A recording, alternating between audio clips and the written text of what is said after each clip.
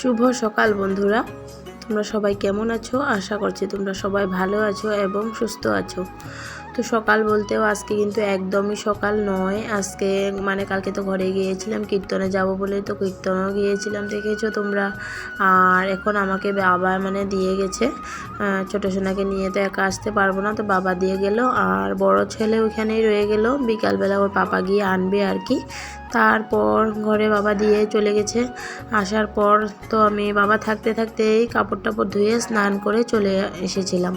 তারপর বাবার যাওয়ার পর আমি ঠাকুরের বাসন টাসন ধুয়ে টুয়ে পুজো টুজো দিয়েছি। দেওয়ার পর দেখো আবার আজকে রবিবার, ওর তসি বাবা বাজারও করে এনেছে। তো ও বাজার করে এনেছে, বাজারগুলো কী এনেছে না এনেছে আমি কিছুই করিনি। ওই সবজি টবজি সব কিছু আমাকে আটিয়ে গুছিয়ে দিয়েছে। ঘরে আসার পর দেখি যে ঘরটর কী অগোছালো হয়ে আছে। কালকে যে কাপড়গুলো ভিজা কাপড়গুলো বিছনার উপরে মেলে দিয়ে গেছিলাম, তো সেগুলো সব ভাঁজ টাজ করলাম। তারপর ওর পাপা ভাতটা বসিয়েছিল, কিন্তু ভাতটা নামানোটা আমি করেছি আর কি, নামিয়েছি। তারপর ভাতের মাঠটা গালছি আর কি আমি। এই ছোটো ছোটো 2 কাঁঠাল দেখছো না, এগুলো আমাদের খাওয়ার জন্য এনেছে। আমি কিন্তু এখনও কাঁঠালের তরকারি এই বছর এখনও বানাইনি, তো বানাবো আর কি। আর এই যে বাইরে প্রসাদ দিয়ে গেছে, আর বলছিল যে এখানে একটা পিঠার মতন কেমন একটা জানি কি বলে, পিঠাই আর কি এরকম একটা আছে, বলছে যে এটা তুমি তোমার বড় ছেলেকে খেতে দিও আর কি। তো আমি সেটাই বললাম যে ঠিক আছে, ও আসবে তারপর আমি ওকে বিকালবেলা দিয়ে দেবো। এদিকে দেখো আমি ভাতের মাঠটা গালা হয়ে গেছে, অনেক রান্নাবান্না আছে জানো তো। আমি কিন্তু শাকটা বানিয়ে ফেলেছি। আজকে অনেক দিন পর আমাদের বাড়ি কিন্তু শাক এনেছে। এই যে এইখানে আসার পর আজকে ফার্স্ট শাক আনলো আর কি। তো ঢেঁকিয়ার শাক এনেছিল, ঢেঁকিয়ার শাকটা ভাজা হয়ে গেছে, ভাতটাও নামিয়ে নিয়েছি। তো ওর পাপা সকাল থেকে আজকে তো আমি ছিলাম না, তো রুটি ম্যাগি কোনো কিছুই খায়নি। তো ওর পাপার অনেক খিদে পেয়েছিল। তো আমি আসার পর একটু দুধ চা করে দিয়েছিলাম, দুধ চা আর বিস্কিট দিয়ে খেয়েছে।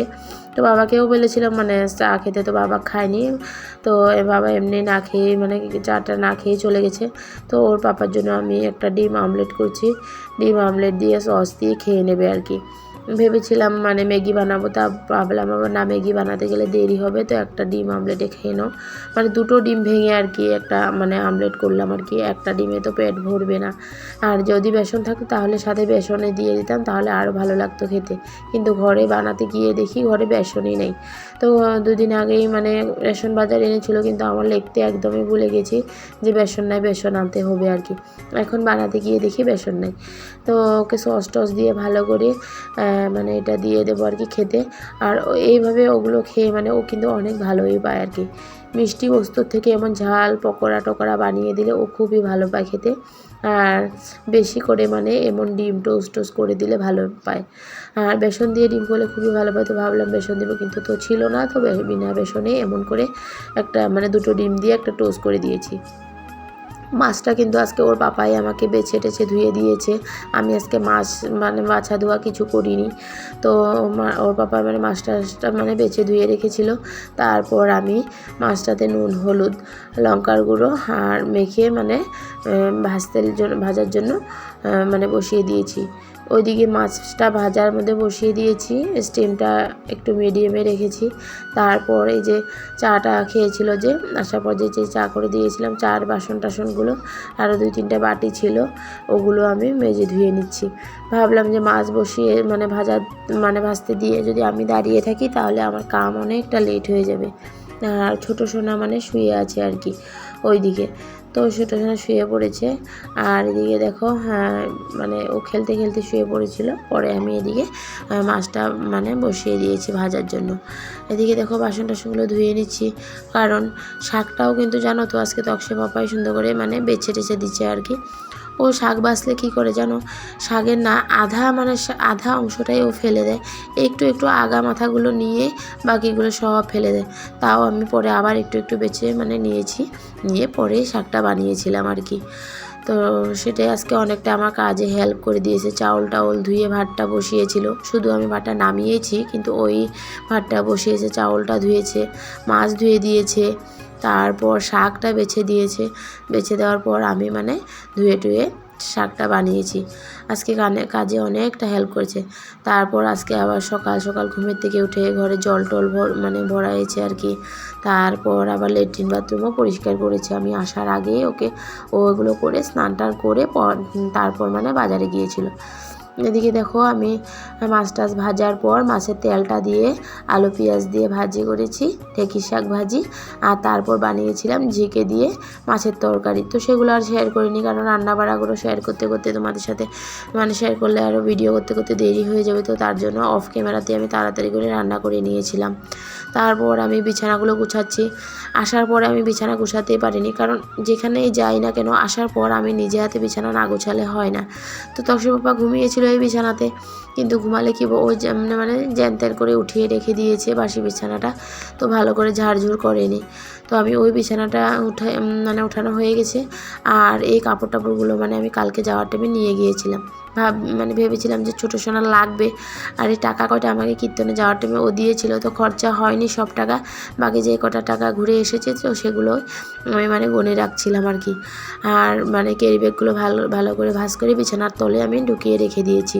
ছোটো সোনার যে কাপড়গুলো নিয়ে গিয়েছিলাম, তো সব কাপড় তো লাগেইনি, সকাল হতে এখন আবার চলে এসেছি। তো সেটাই আর কি। আর সেখান থেকে আসার টাইমে আমার জাল আমাকে রুটি সবজি এগুলো দিয়েছিল, ওগুলো বানিয়ে দিয়েছিল, তো খেয়ে এসেছি। আসার পর ঘরে কিন্তু আমি এখনও কিছু খাইনি, আমার খিদেও পাইনি। আর দেখো কালকে দুটো শাড়ি সিলিয়ে এনেছে, তকসে বাবা শিলাতে দিয়েছিল, তো কালকে ওই শিলাতে দিয়েছে, ওই কালকে নিয়ে এসেছে। এই শাড়িটা দেখো আমার বোনের বিয়েতে আমার মা আমাকে দিয়েছিল, তো এটার ব্লাউজ পিসটা আমি ব্লাউজ বানিয়েছি। আর আমার বোনও একটা আমাকে শাড়ি দিয়েছে ওর বিয়েতে, ওর হাজব্যান্ডের ঘরের থেকে আটমঙ্গলাতে যখন এসেছিলো তখন আসার টাইমে এই শাড়িটা আমার জন্য এনেছিল। এই শাড়িটা কিন্তু অনেক সুন্দর দেখতে, কিন্তু এটার ব্লাউজ পিসটা আমি বানাইনি, সিলাইনি এখন আর কি, পরে পারলে বানাবো। সব শাড়ির ব্লাউজ সিলানিটা অসম্ভব কথা জানো তো, কারণ একটা শাড়ির ব্লাউজ সিলাতে গেলে 350-400 টাকার নিচে তো দেয়ই না। তো মায়ে দেওয়া শাড়ির ব্লাউজটা আমি সিলিয়ে নিয়েছি, কারণ এই যে আমাদের ওখানে পাশের বাড়ি এক ননদের বিয়ে, তো ওর বিয়েতে পরতে হবে, তো তার জন্য এই শাড়িটার ব্লাউজ সিলিয়ে নিয়েছি। শাড়িটাও ফলস পিকও করেছি, আর বোন যে শাড়িটা দিয়েছিল সেটাও আমি ফলস পিকও করে নিয়েছি আর কি। তো এগুলোকে আমি এখন ভালো করে গডরেজে ঢুকিয়ে রেখে দেবো আর কি। এই সামনে থাকলে ধুলো ময়লায় নোংরা হয়ে যাবে। আর এই ক্যারি ব্যাগটা ভালো করে শাড়ি এনেছিল যে, এটাও বিছানার তলে ভালো করে রেখে দেবো আমি। তারপর এদিকে দেখো বিছানাটা সোনাকে বললাম ওর পাপাকে যে তুমি ওকে ধরো, আমি বিছানাটা গুছিয়ে ফেলি। তো ওর পাপা ওকে নিয়ে ওই সাইডে আছে, এদিকে হাঁটাহাঁটি করছিল, আর আমি ভালো করে বিছানাটা গুছিয়ে নিচ্ছি। বিছানা এলোমেলো হয়ে থাকলে জানো তো আমার একদমই ভালো লাগে না। নিজে হাতে ভালো করে বিছানাটা গুছালে তারপর আমার মন শান্তি। তো আমি আবার উঠিয়েছিল বিছানা, তারপর ও উঠানোর বিছানার উপরে আমি আবার ভালো করে ঝেড়ে ঝুড়ে বিছানাটা উঠাচ্ছি আর কি। আর এই যে কাঁথাটা নিচে ফেলে দিলাম, এটাতে ছোটো সোনা শি করে দিয়েছে, ওটা ধুতে হবে, তো তার জন্য। আর এটা ছোটো সোনা বালিশটা আর তোমার প্লাস্টিকটা পেতে দিয়েছি, কারণ ওকে আবার এখানেই শোয়াবো, তো তার জন্য। তো ভালো করে ফিটফাট করে আমি বিছানাটা তুলছি। একদম টানা টানা করে বিছানা উঠানো না থাকলে কিন্তু আমার খুবই অশান্তি লাগে জানো তো। কোনো দিকে যদি দেখি একটু কুচুমুচু হয়েছে, এটাকে আবার ঠিক করি, রিটার্ন করে, আমার না হলে আমার মনটা একদম ভাল লাগে না। তারপর দেখো যে শাড়িগুলো গুছিয়েছিলাম ভাঁজ করেছি, কালকে যে সিলিয়ে এনেছে, তো সেগুলোই আমি গডরেজে ঢুকিয়ে রাখছি আর কি। আর গডরেজটাও জানো তো আমার ভিতরটা একদম হালতটা খারাপ হয়ে আছে, সব অগোছালো হয়েছে, এক একটা জিনিস এক জায়গায় পড়ে আছে। তো ভাবছি যে একদিন এই গডরেজটাকেও গোছাবো। রান্নাবান্নার পর দেখো আমি দুজনে খেতে বসে পড়েছি। এক এক করে আমি সব সবজিগুলো নিয়ে আসছি। তো তোমাদেরকে বলেছি আমি কী বানালাম। ঢেঁকিয়া শাক বানিয়েছি, আর মাছের তিতা দিয়েই আলু পেঁয়াজ দিয়ে ভাজা, ঝিকা দিয়ে মাছের তরকারি, আর কালকে যে মুড়োঘণ্ট বানিয়েছিলাম সেটা একটু আছেই। তো কালকে ঘরে মাংস বানিয়েছিল, তো ওকে মাংস পাঠিয়ে দিয়েছিল মায়ে, বেবি আর কি, আমার যায়। তো ও টিফিনে করে মাংস নিয়ে এসেছিলো, তো মাংস দিয়ে খেয়েছে, আর মুড়িঘণ্ট মাছের তরকারি সব থেকেই গিয়েছিলো। তো মাছের তরকারিটা মাছটা খেয়ে ফেলেছিলো, সবজিগুলো আমি ফেলে দিয়েছি, আর মুড়িঘণ্টটা এখন আমরা খেয়ে নেবো আর কি। তো আমিও একের সাথে খেতে বসে পড়েছি, একসাথে খেয়ে নিচ্ছি আর কি। খাওয়া দাওয়ার পর আবার এদিকে দেখো আমি বাসনগুলো ধুয়ে নিচ্ছি। ভাবলাম একবার যদি বিছানাতে ঘুমাতে উঠে যাই, তারপর কিন্তু আর আলসি লেগে যাবে, তো বাসন ধুতে ইচ্ছা করবে না। তো তার জন্য আমি এক এক করে সুন্দর করে বাসনগুলো ধুয়ে নিচ্ছি। এই খাবার বাসন ধোয়ার আগে কিন্তু রান্নার পরেই আমি অনেকগুলো বাসন ধুয়েছি জানো, সেগুলো তোমাদের সাথে শেয়ার করিনি। রান্নার পর জানোই অনেক বাসন বাইর হয়। তো এই তরকারি বানিয়েছিলাম যে কড়াইটা, এই কড়াইটাও আমি নামিয়ে রেখে দিয়েছিলাম তখনই।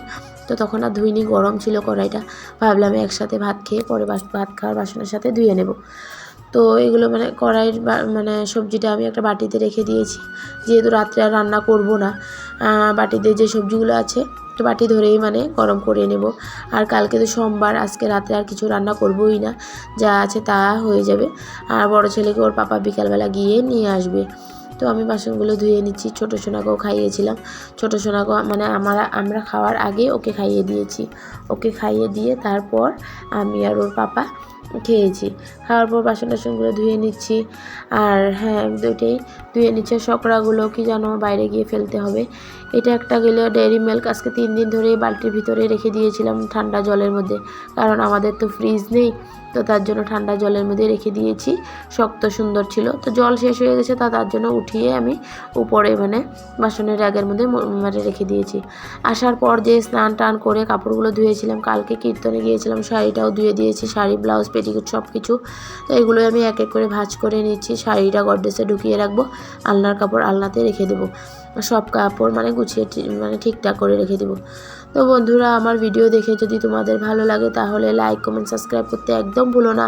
প্রথম থেকে যে যাই বন্ধুরা আমার ভিডিও দেখছো, তোমাদের সবাইকে অসংখ্য অসংখ্য ধন্যবাদ আমার পাশে থাকার জন্য। আশা করি তোমাদের সবাইকে আমি সবসময় পাশে থাকবো, মানে পাশে পাবো আর কি।